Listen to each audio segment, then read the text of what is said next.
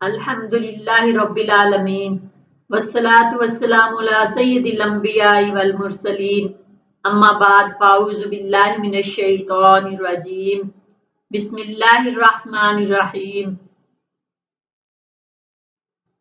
رب اشرح لی صدری ویسر لی امری واحلل عقدۃ من لسانی یفقہوا قولی ان اللہ وملائکتہ یصلون علی النبی یا ایھا الذین آمنوا صلوا علیہ وسلموا تسلیما۔ بے شک اللہ اور اس کے فرشتے حضرت محمد صلی اللہ علیہ وآلہ وسلم پر درود و سلام بھیجتے ہیں، اس لیے اے ایمان والو تم بھی حضرت محمد صلی اللہ علیہ وآلہ وسلم پر درود و سلام بھیجو، کیونکہ درود شریف دعاؤں کی قبولیت کا سبب ہے۔ درود شریف نیکیوں کا دروازہ کھولتا ہے۔ فرشتوں کی دعائیں آتی ہیں اس شخص کے لیے جو حضرت محمد صلی اللہ علیہ وآلہ وسلم پر درود شریف پڑھتا ہے۔ حضرت حبیبہ رضی اللہ تعالیٰ عنہا سے روایت ہے کہ حضور اقدس صلی اللہ علیہ وآلہ وسلم نے فرمایا کہ جو شخص رات دن میں 12 رکعت نماز پڑھے گا جنت میں اس کے لیے ایک گھر بنایا جائے گا۔ وہ 12 رکعتیں یہ ہیں: 4 رکعتیں ظہر سے پہلے اور 2 رکعتیں ظہر کے بعد اور 2 رکعتیں مغرب کے بعد اور 2 رکعتیں عشاء کے بعد اور 2 رکعتیں فجر یعنی صبح کی نماز سے پہلے۔ فرض نمازوں کے بعد جو موقدہ اور غیر موقدہ سنتیں پڑھی جاتی ہیں ان کی بھی بڑی فضیلت آئی ہے۔ خاص کر موقدہ سنتوں کا تو بہت زیادہ اہتمام کرنا چاہیے۔ اس حدیث میں موقدہ سنتوں کا ذکر ہے: 4 رکعتیں ظہر کے فرضوں سے پہلے، 2 رکعتیں ظہر کے فرضوں کے بعد اور 2 رکعتیں مغرب کے فرضوں کے بعد اور 2 رکعتیں عشاء کے فرضوں کے بعد اور 2 رکعتیں فجر کے فرضوں سے پہلے سنتے موقدہ ہیں۔ اس حدیث کی روایت کرنے والی حضرت ام حبیبہ رضی اللہ تعالیٰ عنہا جو آن حضرت صلی اللہ علیہ وسلم کی زوجہ محترمہ ہیں، وہ فرماتی ہیں کہ اس حدیث کو سننے کے بعد میں نے ان رکعتوں کا اہتمام پابندی کے ساتھ ادا کرنا شروع کر دیا۔ حضور اقدس صلی اللہ علیہ وآلہ وسلم کے زمانے کی عورتیں خوب دیندار تھیں، نیک کاموں میں بڑھ چڑھ کر حصہ لیتی تھیں۔ جیسے مرد حضرات آخرت کا ثواب اور وہاں کے درجات لینے کی خوب کوشش کرتے تھے، اسی طرح عورتیں بھی خوب بڑھ چڑھ کر نماز، روزہ، ذکر و تلاوت اور ثواب کے کاموں میں لگی رہتی تھیں۔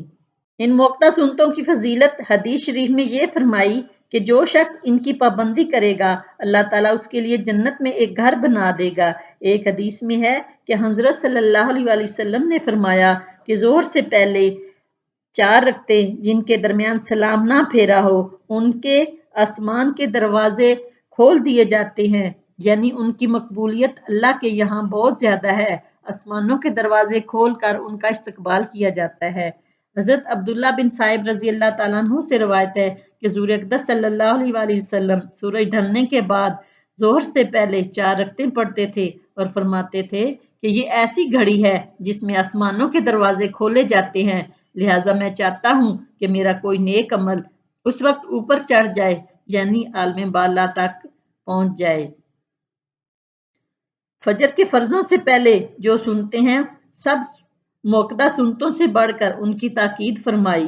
حضرت عائشہ صدیقہ رضی اللہ تعالیٰ عنہا نے فرمایا کہ حضور اقدس صلی اللہ علیہ وآلہ وسلم غیر فرض نمازوں میں سب سے زیادہ پابندی فجر کی 2 سنتوں کی کرتے تھے۔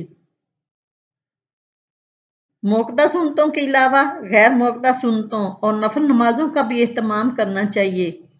انسان دنیا میں جو کچھ کر لے گا آخرت میں اس کا پھل پا لے گا۔ آخرت کی تجارت میں نقصان کا کوئی خطرہ ہی نہیں۔ جہاں تک ممکن ہو نفل نمازوں میں کوتاہی نہ کی جائے۔ حضور اقدس صلی اللہ علیہ وآلہ وسلم نے فرمایا کہ قیامت کے دن بندہ کے اعمال میں سب سے پہلے نماز کا حساب ہوگا۔ اگر نماز ٹھیک نکلی تو کامیاب اور بامراد ہوگا، اور اگر نماز خراب نکلی تو ثواب سے محروم ہوگا اور نقصان اٹھائے گا۔ اگر فرضوں میں کچھ کمی نکلی تو اللہ تعالیٰ فرمائیں گے، دیکھو کیا میرے بندے کی کچھ غیر فرض نمازیں بھی ہیں؟ اگر غیر فرض نمازیں بھی ہوں گی تو ان کے ذریعے فرضوں کی کمی پوری کر دی جائے گی۔ پھر دیگر اعمال، روزہ، زکوٰۃ وغیرہ کا حساب بھی اسی طرح ہوگا، یعنی نوافل سے فرائض کی تکمیل کی جائے گی۔ فرائض کی کوتاہی کو غیر فرض سے پورا فرما دیں گے۔ اللہ تعالیٰ کی کیا عنایت کہ سنتوں اور نفلوں کو معمولی نہ سمجھیں، فرض کے آگے پیچھے جو موقع اور غیر موقع سنتے ہیں ان کا اور نوافل کا خاص خیال رکھیں، یعنی برابر پڑھتے رہیں تاکہ آخرت کے بلند درجات نصیب ہوں اور فرضوں کی کمی بھی پوری ہو سکے۔ نفل نماز اور غیر موقع سنتوں کے چھوڑنے پر عذاب نہیں ہے، لیکن ان کا نفع بہت زیادہ ہے، اس سے محروم ہو جانا بہت بڑی ناسمجھی ہے۔ ہم میں سے ہر ایک کو اپنی آخرت کی فکر کرنی چاہیے۔ نفل نمازیں جس قدر بھی پڑھتے ہیں بہتر ہے۔ اگر فجر کی نماز قضا ہو جائے اور سورج نکلے، آنکھ کھلے تو سنت اور فرض دونوں کی قضا پڑے۔ اگر ظہر کا وقت آ گیا اور فجر کی قضا نہیں پڑی تو آپ صرف فجر کے فرضوں کی قضا پڑے، سنتوں کی قضا پڑھنے کا وقت گزر گیا۔